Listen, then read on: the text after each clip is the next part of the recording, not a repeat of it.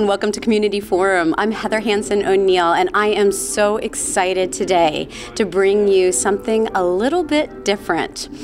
For some of you who have been watching for some time now, you know about my dance background, but if this is the first time you're watching the show, I'll let you know that my first love has been dance since I was just a little girl. I danced professionally for many years before being injured, and I realized after several years of stopping dance because of the injury and how depressing it was, that you still need to incorporate that love, that passion into your life on a regular basis. Now, for me, it's dance. For you, it might be something else. But whatever it is, that thing, that activity, that action, that thought process, the thing that you bring into your life that brings you up, that lifts you, I encourage you to hold on to it as long as you possibly can. But because mine is dance, I'm going to share with you a little bit about the dance world. I found this amazing woman named Nicole Almeida. I'm going to tell you a little bit about her, and then we're going to ask her some questions about how she's changing the lives of people in Danbury and surrounding areas. Nicole Almeida is the director and owner of the Arthur Murray Dance Studio in Danbury. It's in Connecticut. She's a second-generation owner of this studio, which was originally opened by her parents in 1979. Dancing has always been a part of her life, not only growing up in the studio, but dancing tap, jazz, and ballet for 11 years. She feels honored and blessed to be carrying on the legacy her parents worked so hard to build. There's so much that she's done, so many different competitions and instructing and all of that, but we're going to find out more about that in the conversation with her. But I wanted to just read one other line that I love so much. Her passion for changing people's lives through dancing is what fuels her daily efforts to create the best studio atmosphere she possibly can. And I know firsthand because I take lessons here now too. So, welcome, Nicole. I'm so excited to have you here. So, I'd like you to tell just a little bit more about what it was like growing up in the dance world. It's hard to compare because it's all I knew, but it was really exciting. My parents had a huge studio and a lot of students, and they used to take busloads of people to different competitions in Newport, Rhode Island and Atlantic City. And my sister and I just were always in the studio. We were studio kids, and that's all I knew. I was probably a little bit too old for my age, always being around adults, but it was so cool. And they, they really worked hard, and they had a great following of people. So it was a great childhood to have, that's for sure. Wow, that's incredible. So now, when did you take over the studio? How old were you? I was 24 when I took over. Yeah. Very cool. Now, did they stay with you for a while and continue it together, or did you just take it over from them? Well, my parents split up in the late 80s. My dad moved out to Arizona and still, now to this day, owns a studio in Scottsdale, in Arthur Murray, actually. My mom kept this studio, and she had a partner in 2007, and then I became her partner's partner in 2008. But she still continues to consult me and help me out, and so I don't think she'll ever fully leave the business. It's hard not to. Dancing is a wonderful thing, as we know. Exactly. I mean, that's exactly what we're talking about. It's so important to hold on to that, right? Absolutely. So now you grew up doing a lot of ballet and jazz and tap, yes. And then this is Arthur Murray is predominantly ballroom, obviously. What do you think about the transition of that? Well, there was a tap, jazz, and ballet studio behind where the studio used to be. So I used to take a lot of tap, jazz, and ballet just to kill the time that my parents were working. What's really different is that it's not partner dancing. So when you're doing tap, jazz, and ballet, you're in a group with other people and you're trying to coordinate all doing the same steps at the same time and having that element of it, whereas with ballroom, you have the whole element of communication and a partnership, and you don't need a partner to dance with us, but we find that I think that that's probably the biggest transition for me was getting used to following and not being in control. Because as you know, when you're dancing in a group, you're in control of your movement, you're in control of all of it. And in this, you're not. It's a 50-50, it's teamwork. Yeah, I do have to say that because I come from the dance background where I was either a soloist or in a group, and then when I first started lessons, Andy, who is my instructor, and you will meet him soon, he had to remind me periodically to stop trying to lead and to listen. So it's also about communication, which is perfect for what the other part of what I do is communication. That is true. That is very true. And it's all nonverbal, which I think the majority of the way we communicate is nonverbal, but we don't focus on that a lot. So it really puts you in tune with just feeling what someone's body is telling you, as opposed to trying to think about what they're going to do, which is what a lot of people find is the most difficult.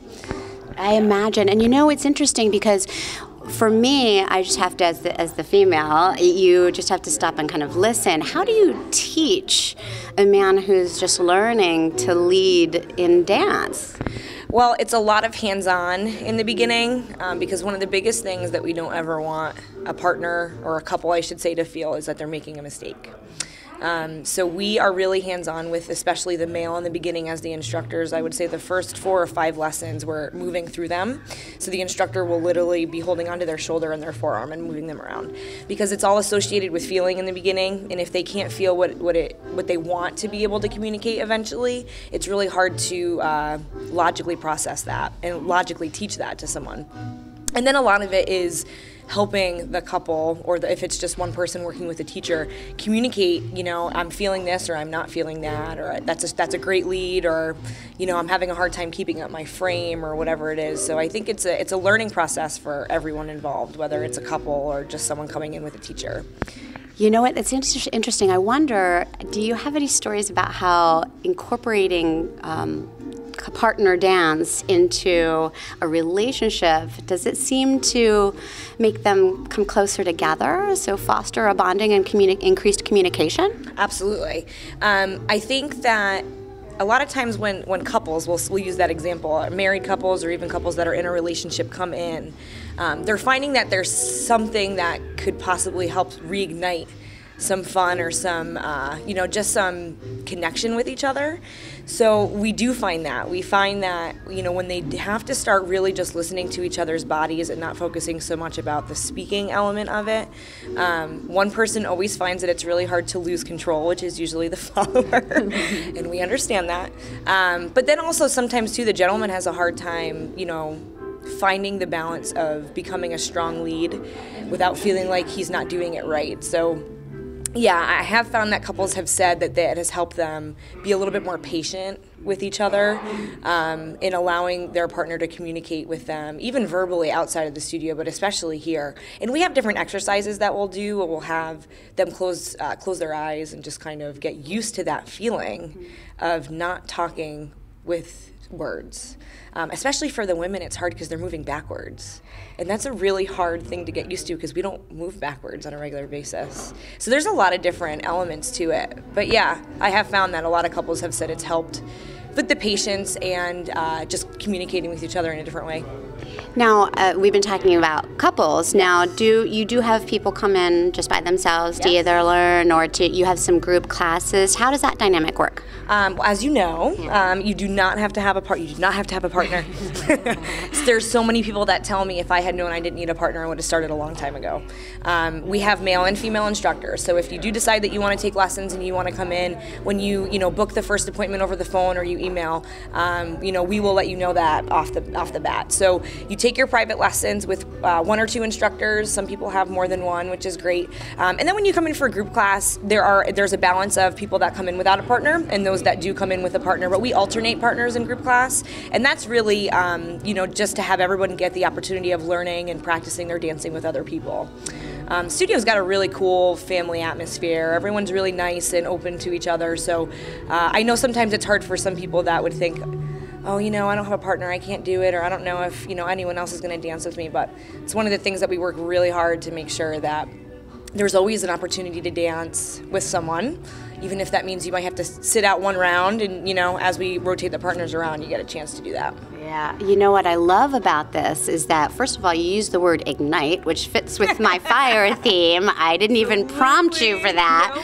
But also the fact that the family atmosphere is very open and warm, because we're talking about something that, like you said, it could be uncomfortable. And I'm always out there helping people to expand their comfort zones. But just to understand that anything that you want to try, whether it's dance or something else, that probably it's a little less intimidating than you have in your mind, right? And what is that? I saw a quote on your computer screen, and that's what we're talking about right now. What is that? Fear is a liar. Yeah, that's right.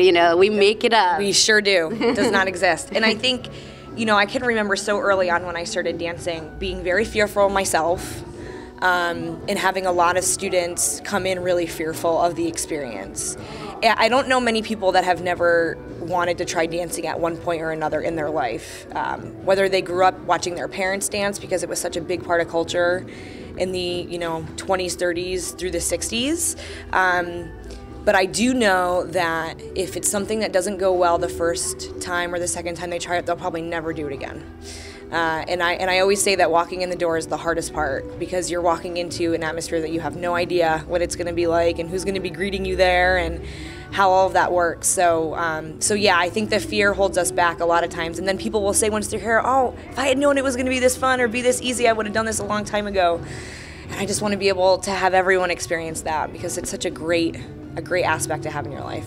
It is. I mean, we have that in common, that we both love dance so much.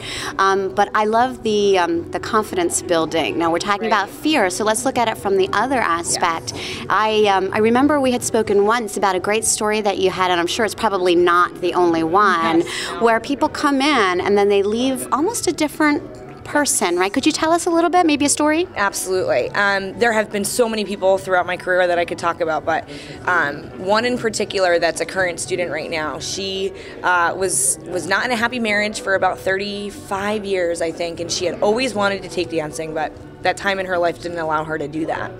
And when she came in, she dressed pretty frumpy, I guess you could say. She didn't really, at that time care to do her hair, to do her makeup. She had already been divorced for about 10 years. And one of the things that she loved about this was it got her back into the spirit of wanting to be a woman and loving to see people, like she would come in and say, oh, everyone is dressed so nice, or everyone has their makeup done, or everyone has their nails done. And over time, as she started to, first of all, see that she could do it, which I think was another aspect of it as well. She could do it, she was remembering it, she was active, she was sweating each time she came in. I slowly started to see what we call the ballroom makeover. It just kind of takes on itself. One day they try wearing maybe, a different outfit than they're used to, or they'll do their hair a little bit different, or she came to me and she said, I love your eyeshadow. Where do I get that? Or do you think that would look good on me? And now she's 40. Now she's been taking lessons for about 15 months. She's 40 pounds lighter. She comes in all dressed up every time. Her sons have even called, because they both live out of state, and talked to me and just thanked me for what they said, giving their mom a second chance at life again. And it's just... And you had mentioned, too, that it actually extended into other parts of her life, right? Because that confidence that she got here, did she mention any of that to you? She did. So she does own 2 businesses, and she had owned those businesses for about 3 years before she came in. But she had told me that her performance level at work even increased, that her energy of just being able to get more done during the day. She left work and came here feeling like she finally had something to do for herself, and it just fueled her, ignited, I guess you could say, to even try other things in her life. But just, she went on a plane for the first time in 20 years. She hadn't done that.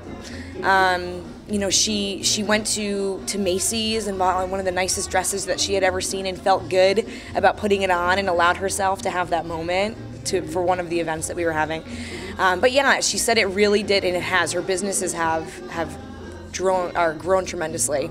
You know what, I really want to point that out, because a lot of times people say things like, I don't have time to add that in. But what happens when you do something like dance or some type of exercise or something in your life that makes you joyful, it increases your energy and you're more productive at work, therefore making your time management so much better that it takes back far more time than the hour that you spend dancing or whatever it is that you do. And I think that is so very important for people who, I talk about, it's just another excuse, right? Because we can come up with excuses all day long, but there's always the other side of it. And so to take that leap, the things that you can get from it, it's extraordinary. Absolutely.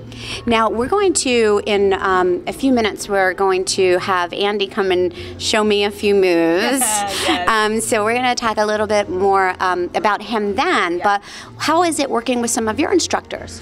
Well, we try and have a different array of personalities and people in general. With Andy's been here the longest, and I think that one of the things that's great about working with a lot of the instructors that we have here is that they all didn't know how to dance when they first started either. So they're very sensitive to knowing what it's like to, taking your first few steps on the floor when you walk into the studio. But they all, I have to say that we all work really hard. The dance business is constantly evolving and changing. It's like fashion and music. There are fads of things that come and go, and so we all work really hard to work on our own dancing and make sure that we're staying effective as teachers. I think the world has changed a couple times since I've started, and it will continue to do that. So we're flexible in making sure that we're just kind of staying on top of what's relevant at the time. But also really personalizing the experience for everyone and just making sure that we're aware of, especially in our area, where are people working, what are their lives like, and how can we help to make it better. Yeah, that was one of the things that really was different for me, because coming from a background of dancing in classes where you have a set time that the class is, and if your schedule doesn't fit for that time, then you can't take it. Right. But with private lessons, then there's more flexibility and you can work around it and you have no more excuses. I love that. I think the time aspect is something that we've all worked really hard in making sure that we can be as flexible as possible, because there's not one person I don't know that has a lot of time. So we have, we're here from 1 to 10, Monday through Friday, and we can do different things with the schedule. Some people need a set appointment each week, and we try and accommodate that. Or their schedule or their travel schedule changes week to week. So there needs to be, as you know, flexibility with that as well. So we have our private lessons that are appointment-based, but then we also have group lessons that we have a schedule for, and we try and offer 2 to 3 groups a day. For that part of it. And a lot of times when people tell me they don't have enough time, I tell them that's the exact reason why they need to do it, because they probably need something for themselves more than ever. Exactly. Yeah. And so if you had to pick, and we talked about confidence and overcoming fear, what would you say is another aspect, or if you have another story about someone who has transformed, do you have any in mind? I do. I think the first part of it, I would say, is the stress relief aspect of this. Because when you're dancing, you can't really think about anything but your feet, which is a good thing because it distracts your mind. But I think also, too, I really would say that the exercise part of it ends up being something that not everybody comes in wanting, per se. They don't come in and say, I need to exercise. But it ends up being one of those things that each time you come in, you're sweating, or you start to lose inches in certain places, and you're like, okay, well, this is just another great added benefit of that part of it. I would say the story that I would share is we have a student that's 91 that takes lessons with us, and she started taking lessons in her late 70s with her now late husband. And I can remember when her husband passed away, this is about 4 years ago, maybe about a week after all the arrangements and everything had been done. My mom at the time was still running the studio, and she said, we should call her and see how she's doing, and just tell her to come in for a group class and see, and see how she's doing. And so we did, and a week later she started coming back in for group classes again. And Thelma still drives herself here. She still can remember steps that her and her husband used to do from 15 years ago. And so I think with the exercise part of it, it mentally keeps you strong and keeps you alive in that sense, because you have the physiological piece of having to learn a pattern and recall it, but then you have the physical part of actually doing it, and then emotionally too, it makes you feel really good. So I think that to see a 91-year-old woman drive herself to the studio 3 or 4 nights a week, and she's smart as a whip. She amazes me. I don't know too many 91-year-old people that are doing what she's doing on a regular basis. I think that is phenomenal. And what you're talking about is so important because it's all aspects of your life, right? And they say that with making sure that your memory is intact and that you're keeping with it is things like puzzles and things. Yeah. Really, dance, it's a part of the puzzle. Like, you really have to think as well as move your body in so many different ways. Yeah. You're right. That's really awesome. I don't want to quote any studies off the top of my head because I don't have any of them 100% memorized, but you can look up the benefits of ballroom dancing, and they have used examples like you said, crossword puzzles, reading, tennis, swimming, and all across the board, mentally and physically, ballroom dancing is one of the top things that people can do to reduce the risk of dementia and Alzheimer's, because there is a lot of thinking that you have to do. And sometimes with her too, we'll just do exercises on walking and taking longer strides, balance, all the things that she finds as she's getting older can be a little bit more difficult. I think that's wonderful, and it's so personalized because you're doing something different with her than you would with someone else. I was playing Foursquare with my boys and an 82-year-old gentleman last week that rides his bike 10 to 12 miles every day, and I think that is a really important thing for people to understand. Now, you also mentioned about weight loss, and that the woman with the confidence, she had lost like 40 pounds. I know that when I leave here after 30 to 45 minutes, I'm sweating. I think it's great workout. I mean, do people come specifically for that too? Yeah, absolutely. And there are people that do say on the phone or in an email, I need a different way to exercise because I hate going to the gym, or I've tried everything under the book and I want to do something where I don't go just thinking about the fact that I am going to exercise. What's great about this is that it's social, it's interactive, and when you're dancing, because you're thinking about your steps or thinking about your technique or your arm styling, whatever it is that you're working on in that day, the exercise is just something that always ends up happening whether you're thinking about it or not. And even myself, when I started, I was a week out of college, and I lost 40 or 45 pounds the first couple months that I was here without even meaning to. It was just because I was active in a accidentally lost 40 pounds. Literally, I was just active in a different way.